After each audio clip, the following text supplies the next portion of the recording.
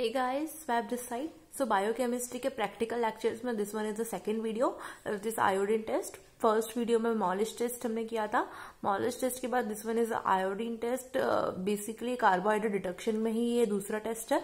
Iodine Molisch test में हमने देखा था कि वेदर आपको अननोन सॉल्यूशन गिवन है तो आपको डिटरमाइन करना कि वेदर इट इज कार्बोहाइड्रेट और not.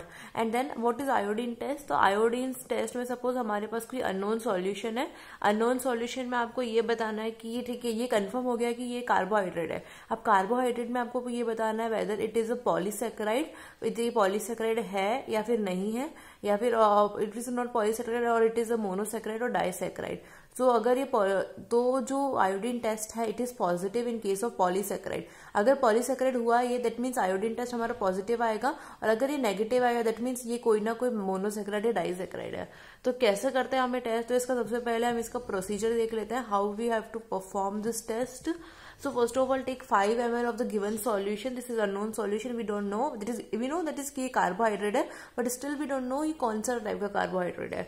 Then what you have to do, आपको add करना है 2 से 3 drops. Then what you have to do, you have to add 2 से 3 drops of 10% acetic acid.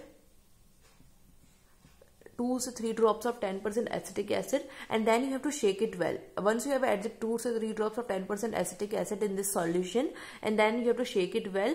After shaking, add 1 से 2 drops of iodine solution. अब आपको इसमें 1 से, there's a name suggest iodine test, आपको 1 से 2 drops जो है वो 1 to 2 drops जो है वो iodine की डालनी है. 1 से 2 drops of the iodine solution. एक जो ब्लू कलर जो है, ब्लू कलर फॉर्मेशन होगा, it is indicates the starch. अगर मान लो ये आपने 1 से 2 ड्रॉप्स आयोडीन डाली. अब आयोडीन डालने के बाद सपोज अगर ब्लू कलर फॉर्मेशन हुआ दैट मीन्स ये स्टार्च होगा. अगर मान लो रेड कलर फॉर्मेशन हुआ, so red colour formation that is it is glycogen. And अगर यहाँ पे पर्पल कलर फॉर्मेशन हुआ that means it is dextrin. Blue colour, again I am repeating it is, अगर यहाँ पे ब्लू कलर का formation हुआ दैट इज स्टार्च है ये. अगर रेड कलर का फॉर्मेशन हुआ that is it is glycogen. और अगर पर्पल कलर का फॉर्मेशन हुआ तो ये डेक्सट्रीन है. अगर ग्लाइकोजन तो आपको इजीली क्लियर कर दिख जाएगा, रेड कलर का है दैट इज ग्लाइकोजन. स्टार्च और डेक्सट्रीन आप sometimes it can confuse you whether it is starch और डेक्सट्रीन. तो उस केस में हम कंफर्मेशन टेस्ट होता है. कंफर्मेशन टेस्ट में क्या होता है, ये पॉलीसेकेराइड है वो डिस्टिंग्विश कर सकते हैं हम अमोनियम सल्फेट से.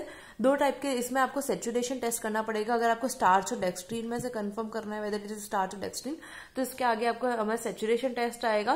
That is half saturation test and full half saturation and the full saturation test जो हम आगे पढ़ने वाले हैं नेक्स्ट इसके बाद वाले आयोडीन टेस्ट के बाद नेक्स्ट वीडियो में.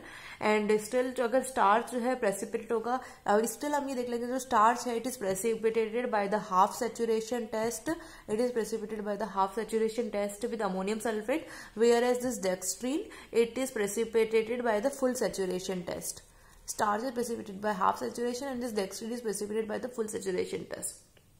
Seeing the chemistry of it, this process. So iodine जो है वो एब्जॉर्ब होता है at the surface of starch molecule और डेक्सट्रीन मॉलिक्यूल.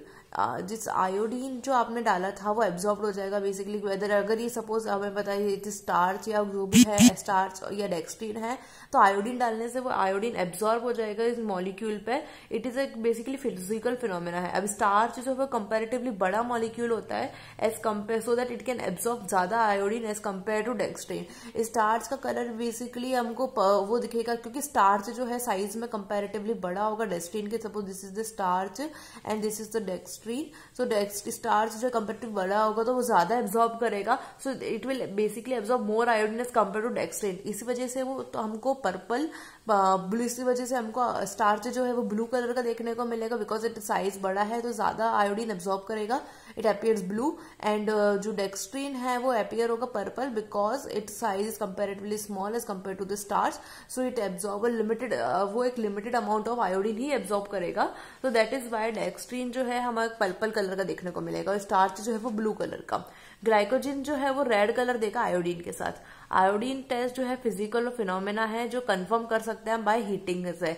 आपको आयोडीन टेस्ट जो है आप उसको कंफर्म कर सकते हो बेसिकली हमारा आयोडीन टेस्ट वर्क है हुआ या नहीं, तो बेसिकली उसको हीट करके कंफर्म कर सकते हैं।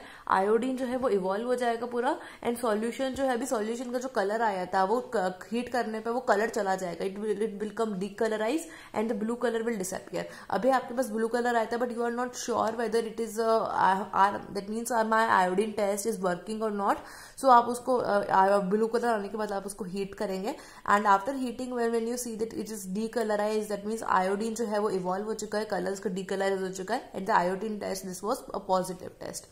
So this is the iodine test. I hope that was clear to you.